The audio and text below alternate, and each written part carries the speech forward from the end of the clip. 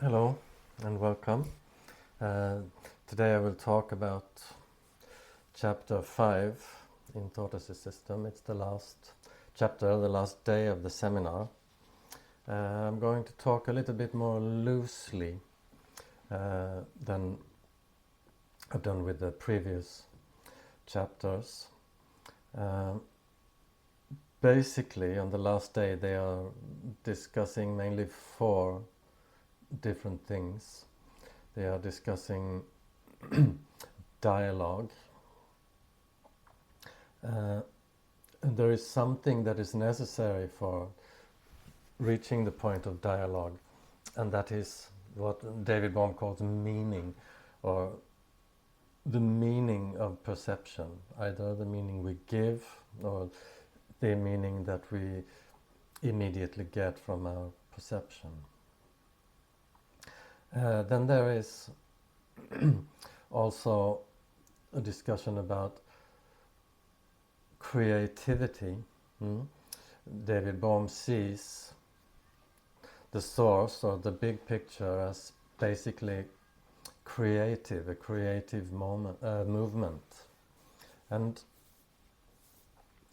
the major block, as he sees it, to human beings being creative is the factor of time, the concept of time.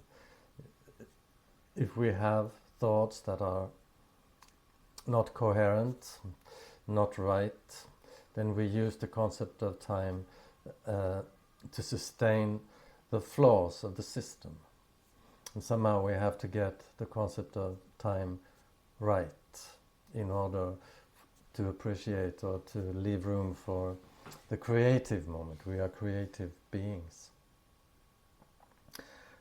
Now, as I've mentioned somewhere, this is a seminar, it's not a book in a written form, but Bohm actually did write a short book that is called On Dialogue. It's a very important thing to him. We must get together. It can become a form of creative act in his opinion. So I'm not going to go into dialogue. And similarly, he wrote a book called On Creativity. So those two topics are really accounted for elsewhere. I think those two books that if you decide to read them, that will give much more than I can accomplish here. So that leaves two things. Time, I've already gone into time a little bit, and perhaps I will do that as a follow-up to this chapter. That leaves us with the question of meaning, the meaning of perception. So the meaning of perception is one thing. It's the fact. We perceive something is the meaning we take away from it. A second fact is that we use our knowledge, our reflexes, our thought to infer some kind of meaning. When we do this, we end up with everybody having some kind of different meaning to what is perceived. In order to understand dialogue or getting together, we have to first take a step back and think about and talk about perception and meaning of perception. Because we can't get together, what is stopping us from getting together is the next step. That thought changes the meaning of perception. So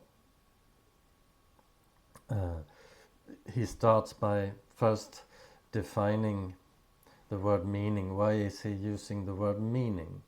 Why is that important? So we may have an image of perception that we love nature, or we have the meaning of rain is wet, something, a common meaning, yeah. So he divides it in three parts, the meaning. He says first we must find the fact, and then we must suspend the second fact, that thought automatically comes in and changes the meaning. So we need once again to suspend this second act where thought is trying to modify, or not just trying, it's entering our perception without us being aware of it. So the first point, he says, is that meaning, perception has a meaning. If it has no meaning to us, life is experienced as meaningless. We look around, we hear things, but it doesn't affect us. It has no, perhaps we have become dull or bored, or it has no meaning. We have no sense of meaning. We are not responding naturally to our perceptions anymore. But he says that 3 points that are important in the word meaning, and how we can find or see a common meaning. He says, first, meaning in itself, it has a certain significance. That is the first word. Significance means it's pointing somewhere, it's pointing to something. This might be a very strong pointer, something is necessary, or it's a kind of contingent pointer. We can do it if we want to. It's not completely necessary. These pointers I would describe in their simplest form. When you see an animal, there is an engagement, there is some joy there, yes, interest. That is the meaning of perception. If you have a much more important event, for instance, I don't want to bring up too bad examples, but once I was in a car crash, and it was clear that the meaning to the people involved was quite serious. The meaning was perhaps first check, are people surviving this? To give care and to call an ambulance, to use the medical hospital facilities. And the significance, the meaning of the situation was a common meaning.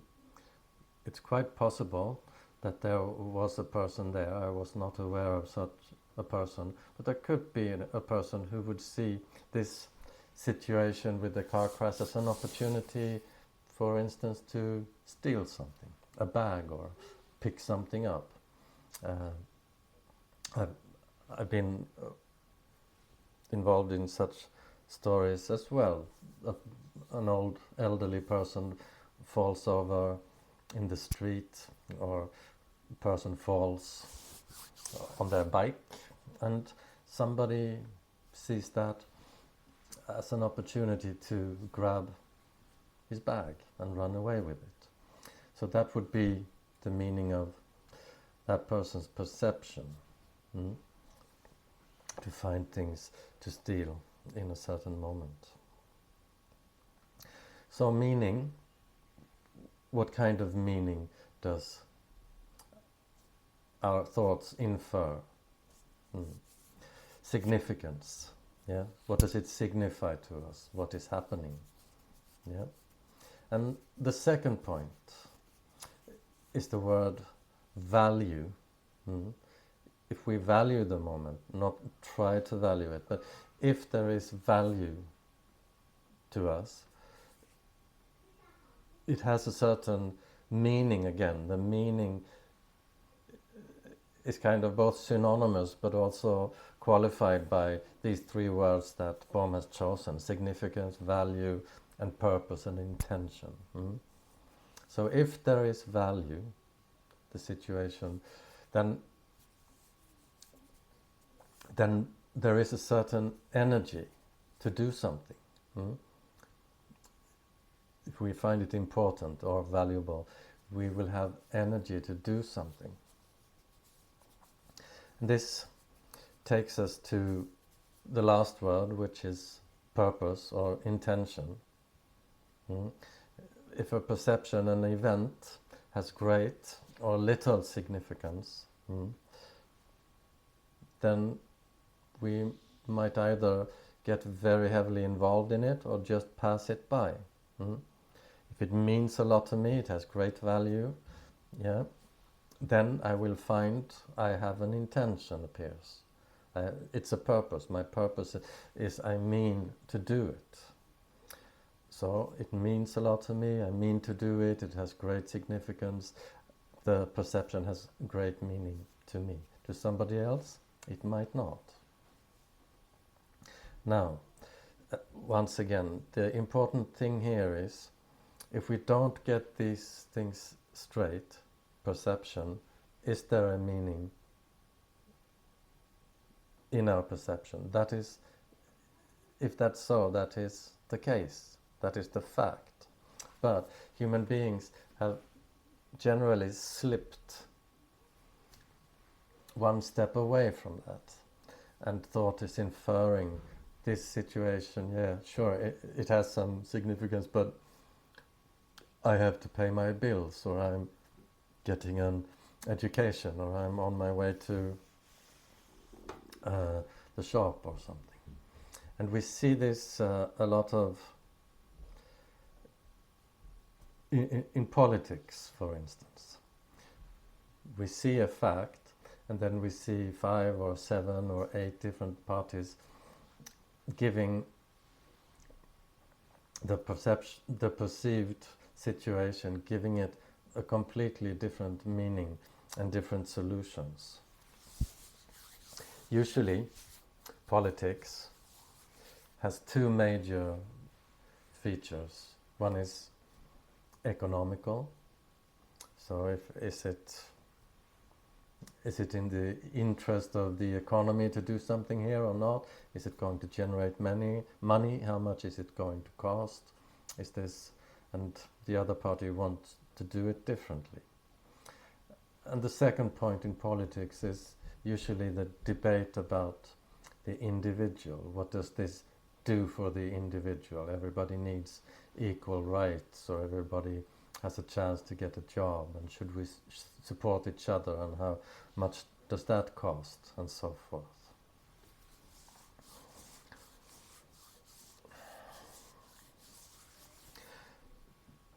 So in order to find a way of not being busy, as we all are, we live a life together in society, in the world. Somehow we perceive that on a whole, the things for us as human beings are not functioning in an optimal way. It's a very tragic situation in many regards. And if we cannot understand the first fact, so in this case, Bohm points out that one fact, there are others, but one fact is that we need to get together, we need to have a dialogue. We don't say that that is all we need to do, but it's a fact that we need to get together. We need to get together and talk about it. What shall we do with it? What shall we do about all of this? And if we can't see that, then we are not going to be able to sort out all of the complexities of the situation in the world. So how can we get together if we don't know how thought works? That is the point in this chapter regarding meaning of perception. And it ties up then you could go all the way back. Thought is a system. The system is generating reflexes, is defending, justifying itself. It builds up an identity. This identity is important. This is mirrored in politics. We must take care of the individual. How does the individual survive? He needs money. Economy is the most important. But when you have this idea of money being all important, I'm asking myself, are we actually perceiving anything at all? Or are we 100% or 99% completely into numbers? And trying to say, if we do something here, then there's a job available here. If we invite this company, then there are a few more jobs there. And if we do this, then those will lose their jobs. And are we completely lost in numbers like this? And in politics, we also see there is not really a conversation, a dialogue. Yeah, people are just trading off their ideas. Yeah, if you can build a nuclear power plant, okay, we want to build high-speed trains. We want to give food to the homeless. Okay, so you build the power plant, and we get that building for the homeless, and let's try to do it that way. And then, of course, there's not money enough for everything, so we are going to say no to what you are proposing because it's not agreeing with our idea of economy. So in this way, in the seminar, they are actually having a meeting at the point. So they are able to discuss this meaning in perception. It's not completely clear what we actually perceive. I'm looking out the window. What is the meaning of that? There is beauty here. There is life. I can live. But the problems of the world are not immediately perceived. I have to remind myself, I know it. And if I live in an area where it's totally obvious that there is conflict going on all the time. So for instance, I have a friend who grew up in one of the favelas in Brazil, and there it's very clear as soon as you go out the door, go to school, go to the shop, there's a very high level of, if you want to put it, conflict or distress. I'm not sure what is the best word. So I want to limit the video to this, that we have to, similarly to how we talked about suspending our reflexes, suspending them not entering into action, suspending our feelings, finding the thoughts behind it. Once again, we have to look and learn about perception. I perceive. Is there meaning or is it meaningless? Do I have a sense of value? Do I appreciate the troubles of others? Is it significant to me? Do I have the energy to do something? What is my purpose? What is my intention? How does thought color my intention? I have one idea, you have one idea. What are we going to do? How are we going to bring this together and not form 100 different groups that are somehow fighting each other and turning everything into politics and a question of money? How is this going to come about?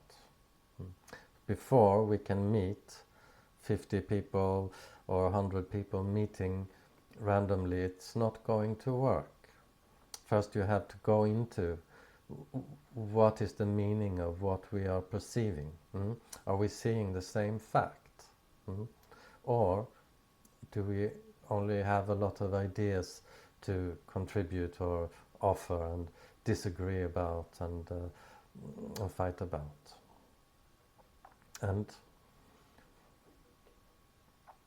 I think that there's much more to say, of course, but this is the question that is discussed in the last chapter of the seminar. How are we going to get people together if it means that there has to be clarity? What is perception? We have to have some understanding about, okay, so I understand, I perceive, yeah? And when I perceive, some meaning arises to me. Maybe to you it's another, or to a third person it's none. And this has something to do with the way we have been conditioned. Maybe I'm thinking about my education for the next 5 years. I'm not available. I'm not perceiving properly. Almost nothing means anything to me. I'm just into what I am doing. I'm doing something for myself, for the individual. Yeah, I'm furthering myself, the individual. I'm not bothered with perceiving. I'm not bothered with the natural responses of perceptions. I'm only into the fact that thought has set an order for my perception. I only perceive, I'm taking the bus to the university, I'm reading these books, and that's all I have time for. For the rest of it, I'm out. And maybe I have 2 children, married, a house, a car, a lot of things to take care of. How? That is the question of the last seminar. How? Dialogue is important. They agree, they're having or starting a dialogue. But how are people actually going to be able to carry it out if we cannot see or take the time to sort out this question first? So Bohm at some point calls it some kind of homework to cleaning up our own ideas in order to come together. And there's a little bit of pessimism in the last seminar. Is this really going to happen? When we can see what is required, and we have not even gone into the question of dialogue, creativity, the question of time. We are just preparing, having a look at what are the blocks for coming together to talk to each other. Even the neighbor, the person next door, there seems to be a lot of steps, and there is a bit of pessimism in the last day of the seminar, if this is actually going to happen or not. But we will see. Yep, that's what we can do. So, okay, thank you so far.